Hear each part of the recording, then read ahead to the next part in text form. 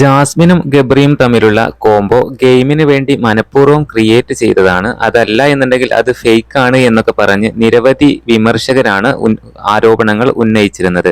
എന്നാൽ അതിനുള്ള തക്കതായിട്ടുള്ള മറുപടി ജാസ്മിനും ഗബ്രിയും തന്നെ കൊടുത്തിട്ടുണ്ട്.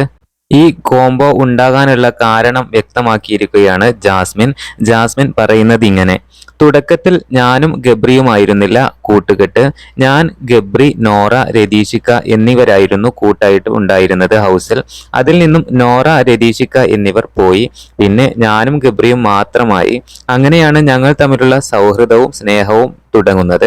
ഞാൻ പെട്ടെന്ന് ആളുകളുമായി അടുക്കുന്ന ഒരാളാണ്. അതേ സ്വഭാവമാണ് ഗബ്രിക്കും.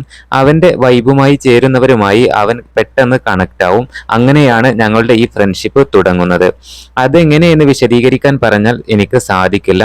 എങ്ങനെയോ ഞങ്ങൾ കണക്ട് ആയതാണ്. ഇത്രയൊക്കെ സംഭവങ്ങൾ ഉണ്ടായിട്ടും അവൻ എന്നെയോ ഞാൻ അവനെയോ വിട്ടുകൊടുക്കാൻ തയ്യാറല്ല. അത് തന്നെയാണ് ഞങ്ങൾ ഫേക്കാണ് എന്ന് പറയുന്നവർക്കുള്ള ഏറ്റവും വലിയ മറുപടി. എനിക്ക് പ്രശ്നം വരുമ്പോൾ അവൻ മാത്രമേ എൻ്റെ കൂടെ നിന്നിട്ടുള്ളൂ എന്നും ജാസ്മിൻ പറയുന്നുണ്ട്. എന്തായാലും ഈ ഫ്രണ്ട്ഷിപ്പിനെ കുറിച്ച് ജാസ്മിൻ പറഞ്ഞ വാക്കുകളാണ്. ഇവർ ഇങ്ങനെയാണ് ഫ്രണ്ട്സ് ആയി എന്നൊക്കെയാണ് പറയുന്നത്. എന്തായാലും ഇവർ ഒരിക്കലും പിരിയാൻ പോകുന്നില്ല.